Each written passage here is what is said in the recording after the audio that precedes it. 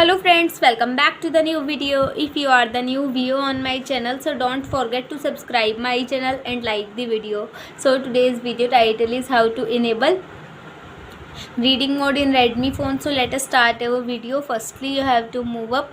Here you will see many options. You have to click on the setting icon first. Then here you will again see many options. So you have to move up first and you have to click on the display option. So click on the display. After that, here you will see many options.